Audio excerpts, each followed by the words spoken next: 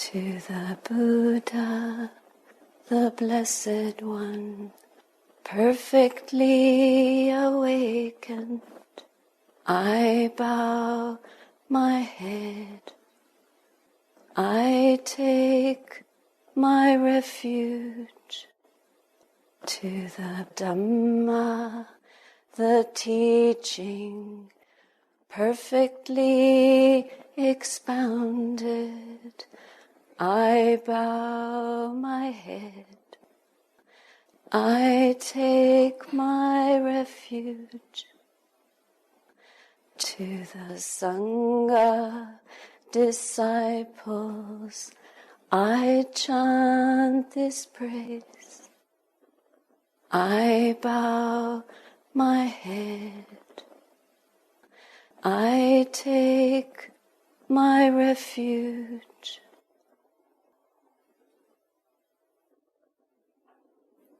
All of us come to this teaching with our different stories, histories, fantasies, assumptions, projections, expectations.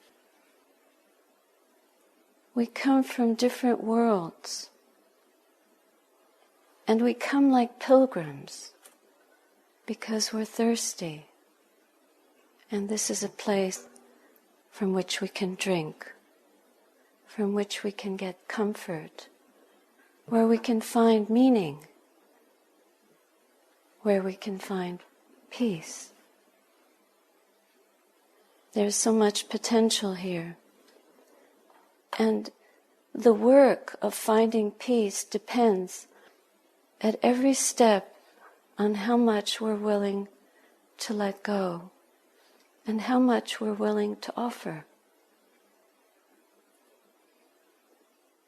And you might wonder, well, what do I have to offer? Everything. Starting with coming here. Coming here is already a big offering. Leaving the comforts of home, of your good companions, friends, security, to an unknown place, to mostly unknown faces, to a schedule imposed from without, and being willing to follow that and be part of that. That's like entering a great stream right there. And it's an energy of empathy, to quote our friend. And in this loving atmosphere, we all make the same type of journey. It's a journey inward. And the inward journey can be very scary because we don't know where that will lead us. We don't have a map. We do have tools, and we have the map that the Buddha gave us, but we don't have GPS. Although, whenever people try to find our hermitage in Perth, Ontario, with their GPS, they get lost. That's because the name of the township was changed a few years ago, and the only accurate record of that is a map, a physical map. But what we're using is our natural intuitive understanding that what the world is promising us doesn't work. If we've believed it for 20 years, by the time we're 30, we might not be believing it anymore. By the time we're 40, we might not be believing it anymore. By the time we're 50, we're not going to be believing it anymore. By the time we're 60, we really don't believe it anymore. By the time we're 70, we believe something else, hopefully. We don't have to believe. We know something else. There's something else to this story. And the answer is not out there, it's in here. The Buddha himself made this journey, but he was a prince. And he lived in tremendous luxury. And because he saw the emptiness of all that was laid out for him by his most generous father, he walked. At a young age, he walked. And he walked into the forest to search, not in the forest, but within himself, because the natural world, uncontrived by human beings, full of its sounds and smells, and the empty spaces at the roots of trees, there he could practice. There he could seek within his own heart. And there he found the truth. That's for us a great invitation. And coming here is a kind of walking. It does end on Sunday. But it doesn't. This schedule gets put away and you go back into the world. But there is a possibility to take from this experience, from this beginnings or continuation of a journey that we've all begun long ago, there is a possibility to take something precious back into life, so that the life that we've been leading out there is no different than the life we've been leading in here. On the externals, it might be different. But within us, if we can change to that extent that we never stop giving our attention to what is most important in life as human beings. If there's nothing else we take back into the world with us but that wish to devote our energy, our attention, our time, our strength to that priceless gift, or discovering what we know is sacred within us, the ability to understand and touch the place of truth. If that's all we take with us, that's everything. To really share it. There's a wonderful verse in the Sutta Nipata. There is an island beyond which we cannot go. It is a place of nothingness, a place of non-possession, of non-attachment. It is beyond death and decay.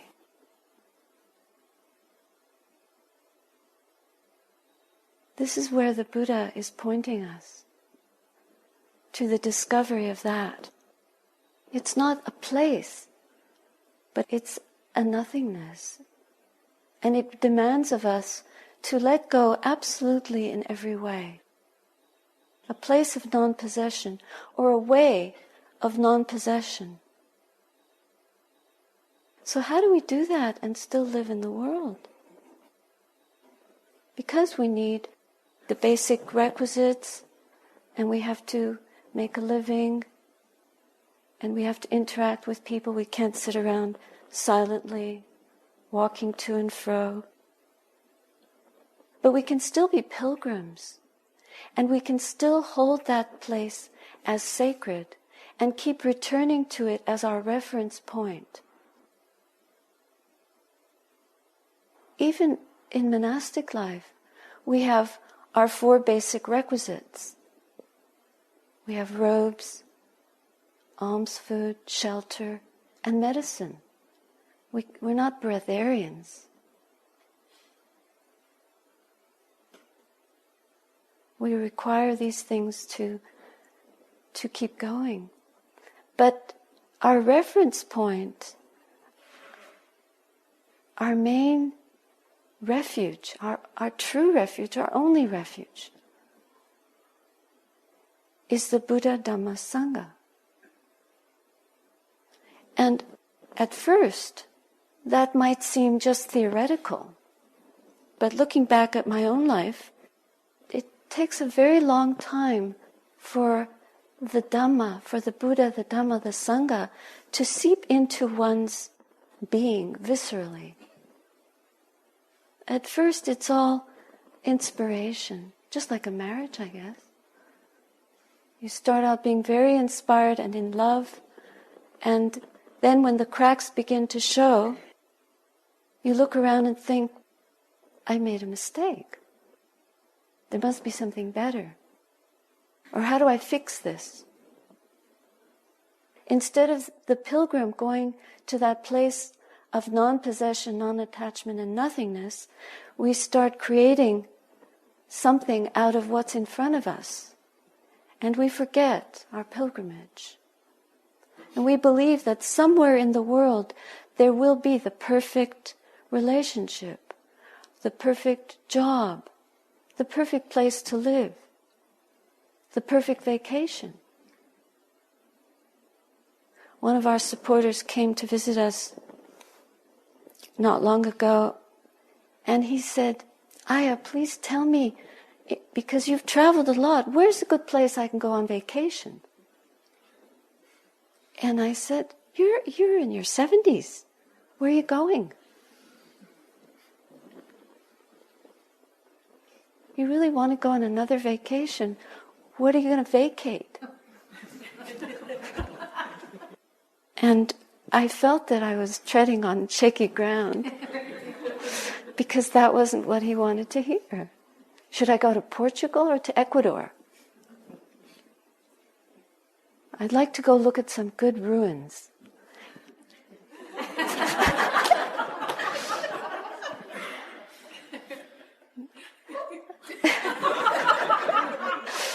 And I said, we're looking at them. You're old.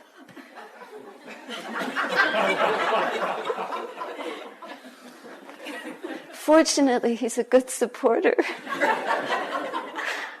And he trusts me. He didn't take it personally.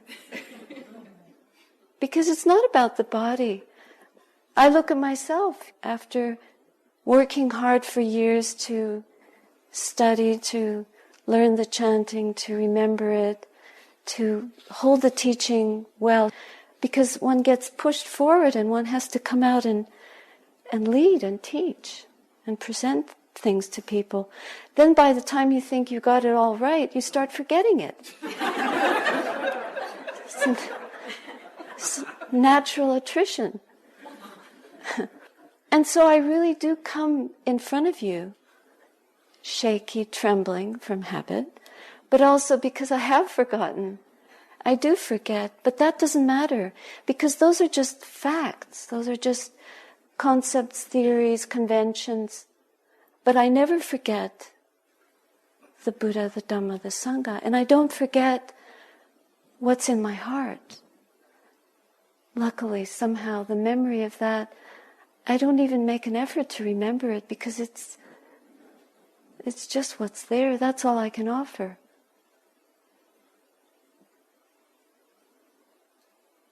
But if that's all we can offer, that's everything, because the rest is artificial. It's just like the flowers. I hate to tell you on the shrine. They're not real. There's one thing that I like to do at the Hermitage. I always like to offer real flowers to the shrine. It's just like offering the real part of me that I can offer, which is the trembling and the shaking and the fear of being something which I can't be. When I walk from the main house to my kuti, my little cabin in the woods, often at night we have good flashlights because there are wild creatures there. And when people come to visit us and they hear that we do this. We walk out into the dark in the middle of the forest and, there are wild animals. They ask, "Aren't you afraid?" And I say, "Yes, I am afraid." But I'm more afraid of what human beings can do than just succumbing to the karma. If that's my karma to die in the jaw of a coyote or a bear, so be it. But the evil that human beings can do is much more frightening to me.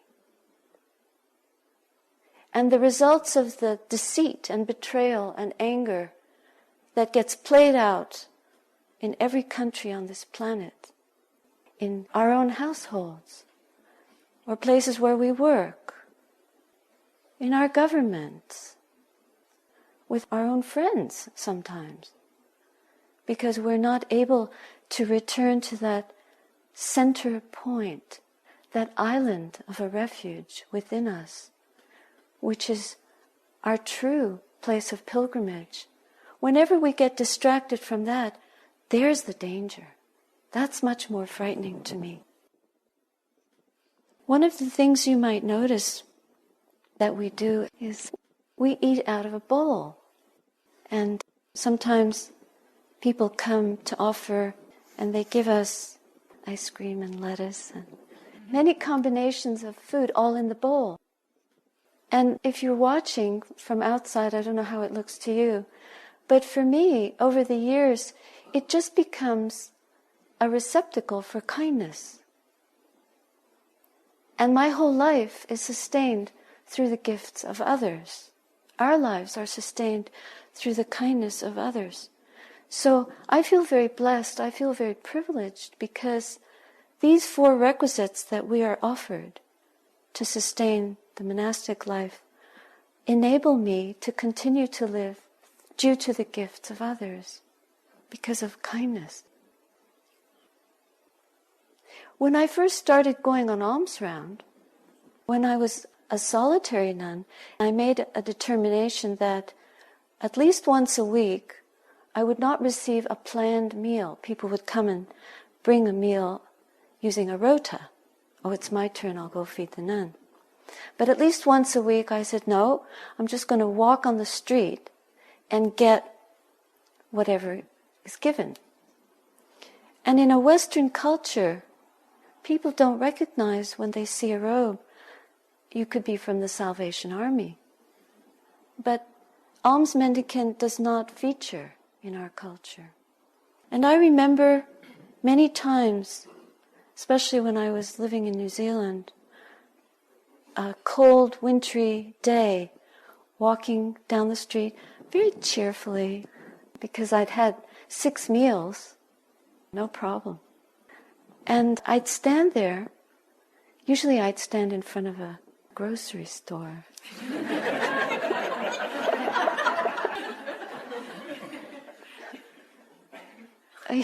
You're playing with big odds. One day, actually I was standing that day in front of a bakery. It was cold, very cold. And people were walking by, and one woman stopped and she said, "Oh, I recognize you. You come from that monastery up in Stokes Valley." And I was so happy. I thought, oh, great. Here's a possibility.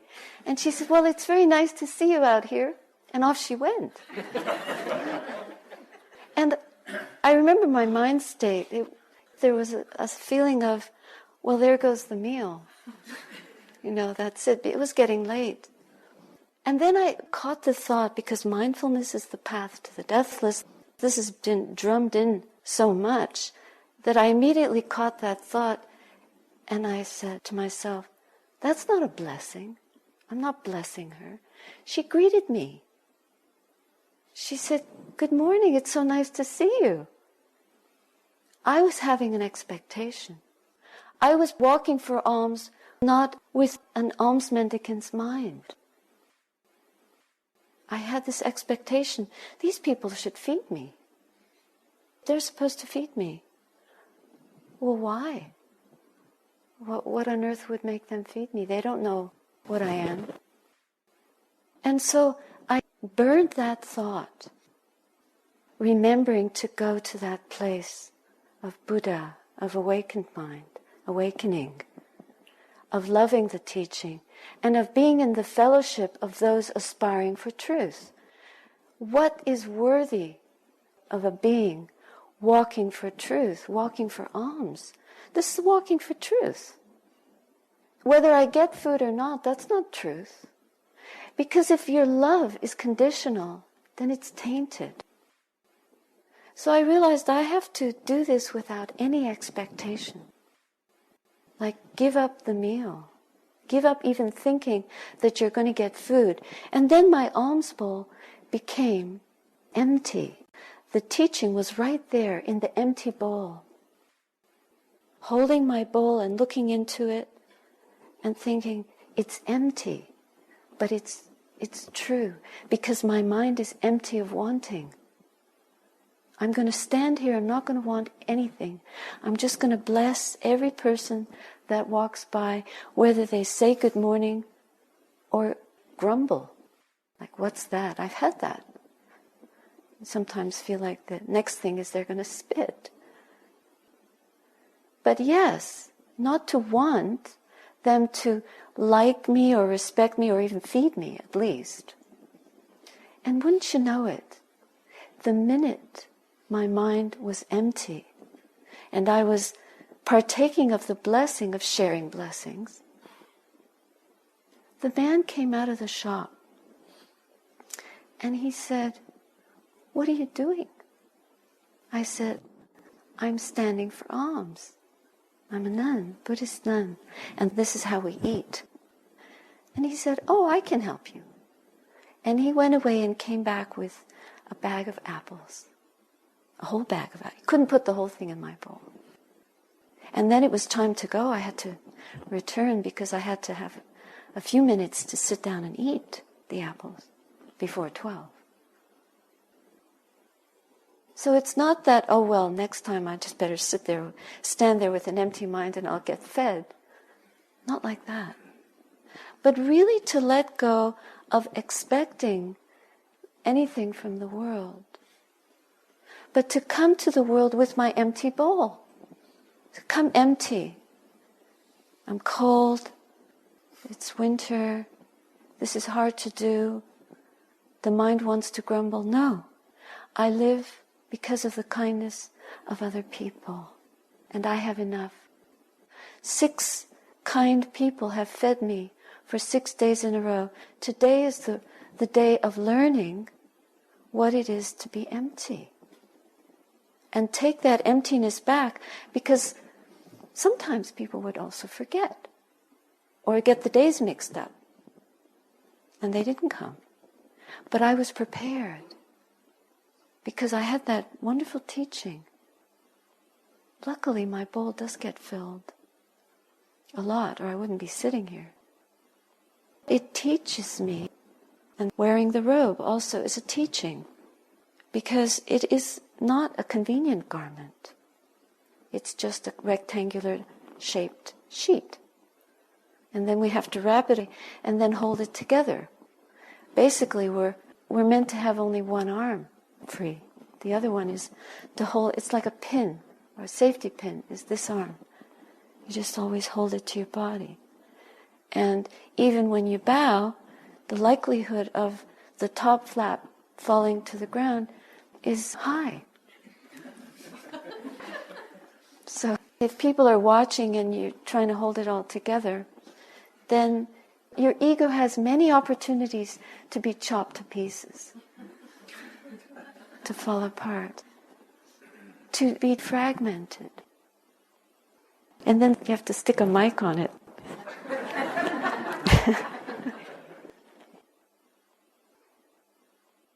I remember once I went on pilgrimage to Nepal a few years ago, after very many years, and I had a chance to visit Sayadaw Unyanapunika, who was the first monk that I was able to offer the katina. Just the year before I became a nun, one day Sayadaw said, "You should offer katina." I said, "Okay." And I didn't even know what it was. then he explained it to me. And he helped me get the robes together. And this is the robe offering at the end of our rains retreat. So I went to visit him on pilgrimage. And it was a wonderful treat to be able to see him after so many years. And to come and bow and be an alms mendicant in front of this teacher who had only ever seen me as a very young nun in Burma. So there I was, all wrapped up in my robes and with my alms bowl. And during the meal, he had a temple, he still has in Kathmandu, where he trains novices from the age of 6 and up. And so there they all were, filing in one by one for the meal. And the foreigner nun sat opposite them with my alms bowl. And they looked very natural, bright faces, beautiful. And at the head of the hall sat Sayadaw. And we did the meal blessing and had the meal, and I finished eating. And then I very mindfully picked up my bowl, folded my sitting cloth as you've watched me do. And I was about to leave, and suddenly I heard Sayadaw say, "Fell down." I looked, and there on the floor was my lap cloth. Fell down. So naturally, I felt embarrassed. In front of all these young novices, you want to hold it all together. And then I thought, what a wonderful teaching is that no need to try. Just be like those little kids. Very natural. Just smile. Just glow. You got the Dhamma. The rest, these are just supports. Don't have to fold it exactly and carry it exactly and be so prim and proper and perfect and unreal, like the artificial flowers. Just be a real flower. Let the Dhamma fragrance come out of your heart. Whether you remember or don't remember, whether you look good or you look terrible, whether you feel good or you feel lousy, you can always bring a blessing to the present moment. Just letting go and going to that reference point, the island, beyond which we cannot go. There's nothing more than that. And it's absolutely true. It's there for each of us. It has a power that goes beyond any convention. And it also has the power to illuminate our minds so that we're no longer thinking about what we're going to get. We're just blessing every moment as it comes in the best way we possibly can. We can't do that from the brain. We can only do it from the heart. This is everything. And it's beyond death and decay. Even the falling apart of the body, which is the biggest spiritual test of all. And it's saved for the end. Because there are so many other spiritual tests that we get in life if our eyes are open enough to notice. That by the time we get old, we could have supplied ourselves with a lot of practice to be ready for the final letting go, which could be letting go into that island of a refuge and leaving everything else behind, because it's death-bound anyway. You can't stop it. If you want to put real flowers on the shrine, then offer your dying breath, your last faltering breath to the Buddha, the Dhamma, and the Sangha. And that will have been the best offering.